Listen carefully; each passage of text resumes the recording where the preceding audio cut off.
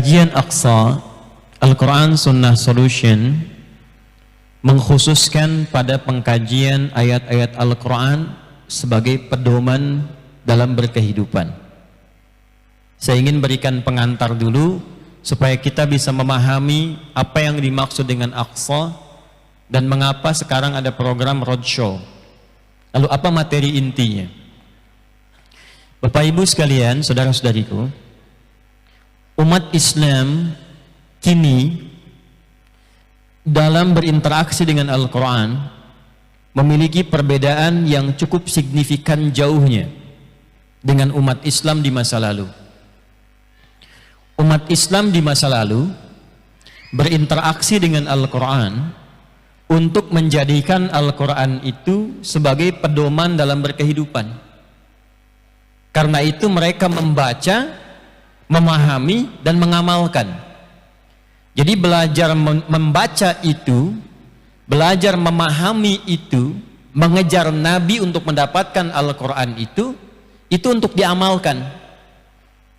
Dan orang-orang yang belum bisa baca Quran itu berusaha membaca itu supaya tahu isinya, kemudian diamalkan dalam kehidupannya sesuai dengan pilihan hidup yang telah ia tetapkan. Misal di zaman Nabi, pedagang, pebisnis ada. Nah, para pedagang dan pebisnis itu membaca Quran supaya tahu ayat-ayat Quran yang membimbing mereka untuk berbisnis dengan cara yang benar, untuk berdagang dengan cara yang berkah.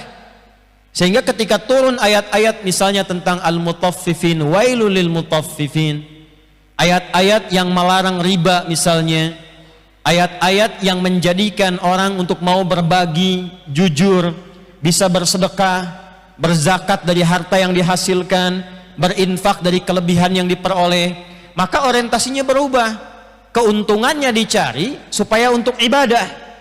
Makanya dulu orang berdagang itu bukan supaya kaya. Di orang Islam itu, kaya itu biasa. Kata Nabi, kaya itu biasa bagi orang Islam itu. Yang jadi luar biasa itu bagaimana mengelola kekayaan yang telah didapatkan, yang Allah titipkan. Karena itu mereka berusaha menjadi kaya, orientasinya untuk zakat, orientasinya untuk berinfak, orientasinya cari akhirat.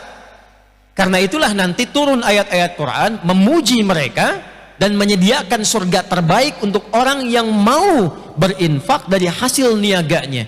Maka turunlah kemudian misal surah ketiga Ali Imran ayat 133 sampai dengan 134 itu. Wasari'u ila maghfiratin min rabbikum wa jannatin 'arduha as-samawati wal ardu u'iddat lil muttaqin. Bergegaslah kalian semua, kata Allah, berintrospeksi diri. Jangan-jangan selama hidup ini cita-citanya pengen husnul khatimah, alam kuburnya tenang, pengen masuk surganya surga Firdaus, tapi bekalnya belum mampu mengantarkan ke cita-cita itu. Masih banyak kesalahan yang ditenun, masih sedikit yang soleh yang dihasilkan. Cita-cita pengen surga Firdaus, tapi sholat aja masih terlambat. Ya, orang subuh itu dipanggil 4.15, dia baru bangun jam 5.14, dan harapannya masuk surga Firdaus. Maka segera introspeksi diri, kata Allah. Jangan-jangan maut datang lebih cepat dari apa yang kita duga. Orang yang mampu menyadari keadaan dirinya, berintrospeksi dan menyiapkan bekal untuk pulang, dimotivasi oleh Allah. Wa jannatin 'arduha as-samawati wal ardu u'iddat lil muttaqin. Dan berharaplah nanti pulang kembali kepada Allah, punya tempat pulang yang indah, nyaman, bahkan disiapkan seluas langit dan bumi. Tadi saya di jalan dari bandara menuju ke sini, saya lihat kanan kiri banyak rumah yang besar-besar. Luas, bagus. Tapi luasnya kan seukuran tertentu.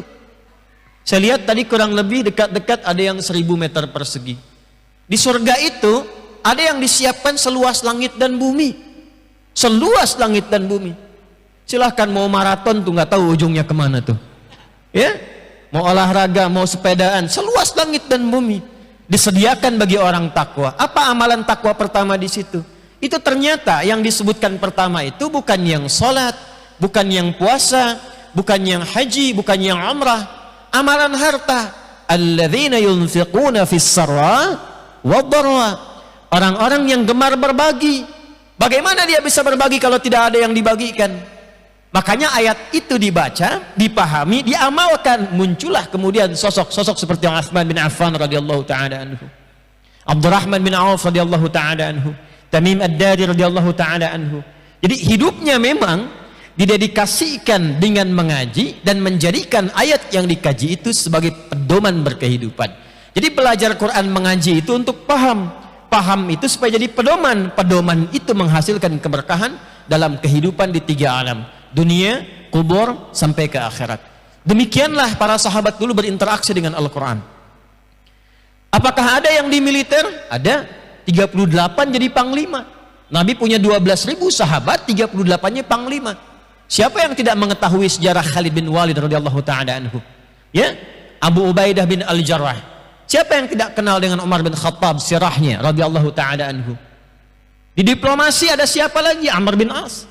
Amr bin As sejak masuk Islam radhiyallahu taala anhu, sepeninggal Nabi saking hebat diplomasinya, tidak pernah singgah di satu tempat kecuali tempat itu penduduknya menjadi muslim plus maju dan tercerahkan. Jadi terbuka suasananya, langsung hebat. Jadi suasana kota yang maju. Beliau itu dulu pernah ekspedisi dari Afrika Utara, dari Mesir ke Libya. Di antara rombongan yang ikut beliau nanti ada salah satu tukang cukurnya Nabi, Halakun Nabi sallallahu alaihi wasallam, yang nanti wafatnya di wilayah Tripoli kuburannya. Dari Libya ke Tunisia, ke Maroko, Aljazair sampai ke Syam. Syam itu 4 negara sekarang. Yordania, Libanon, Syria, Palestina. Sampai di Syria kemudian menetap sampai nanti membangun masjid Jami' Umawi di situ. Itu semua yang dilewati maju semua dan terkenal sampai dengan sekarang. Jadi tidak ada satupun orang berinteraksi dengan Al-Quran hanya mencukupkan pada bacaannya saja, tidak. Kalaupun dia seorang ahli ibadah, rajin ibadahnya, maka dia akan menikmati Quran yang dibaca itu dalam ibadahnya. Makanya jangan heran kalau kita baca sirah, ada yang tahajud sampai khatam Al-Quran. Ada. Tapi yang paling menarik begini, ada yang setiap sholat rakaat keduanya kulhu. Ada. Jadi antum kalau ingin nyari sanad ada. Ya ada. Imam kulhu, gitu kan? Jadi setiap rakaat kedua kulhu Allahu ahad, kulhu Allahu ahad. Tapi maaf, bukan sekedar dibaca, dibacanya dengan ilmu. Ketika diadukan kemudian oleh mustami'nya, oleh jamaahnya, ya Rasulullah, si fulan tuh kalau baca ngimamin kami rakaat kedua kulhu lagi. Subuh rakaat kedua kulhu. Zuhur rakaat yang kedua sirah tapi kulhu. Asar rakaat kedua sir tapi kulhu. Maghrib kulhu. Isya kulhu lagi. Jadi rakaat kedua selalu kulhu. Indahnya Nabi tidak langsung menghukumi, dipanggil orangnya, diklarifikasi di depan jamaahnya. Kata Nabi, ini ada aduan seperti ini, apa alasanmu? Kata sahabat, ya Rasulullah, saya tidak membaca surah ini kecuali menemukan sifat-sifat Allah yang sangat saya cintai di dalamnya. Karena saya cinta kepada Allah, itu yang menjadikan saya membaca surat ini. Saya hafal surat yang lain, tapi saya cinta kepada Allah, dan cinta ini saya harapkan mengabulkan doa dari Allah, kalau bahasa kitanya begitu, ya, dan melahirkan keberkahan untuk orang sholat. Maka apa yang terjadi? Turun berita, disampaikan oleh Nabi sallallahu alaihi wasallam. Ada berita disampaikan, Allah menyampaikan dalam hadis qudsi, karena engkau mencintai Allah dalam surat yang engkau baca itu, maka Allah perintahkan kepadaku untuk menyampaikan kepadamu, Allah telah mencintaimu. Sisi lain, ada sahabat Nabi yang selalu ingin seperti Nabi. Jadi mereka membaca Quran, menghafal Quran, dan ingin menempatkan ayat Quran yang dibaca dalam sholat persis seperti Nabi. Abdullah bin Mas'ud radhiyallahu ta'ala anhu, Muaz bin Jabal radhiyallahu ta'ala anhu, Ubay bin Ka'ab radhiyallahu ta'ala anhu di antara contoh-contohnya. Sampai muncul kejadian seorang sahabat sholat di belakang Nabi, sholat Isya. Lalu kemudian menjadi imam di satu masjid, masih di era Nabi sallallahu alaihi wasallam. Begitu sholat Isya, dia baca Al-Baqarah rakaat pertama sampai selesai. Begitu selesai salam, jamaah kosong. Satu rakaat pertama Al-Baqarah 286 ayat. Begitu selesai salam, jamaah kosong, tinggal sedikit yang tersisa. Maka kata beliau, ini ciri orang munafik ini.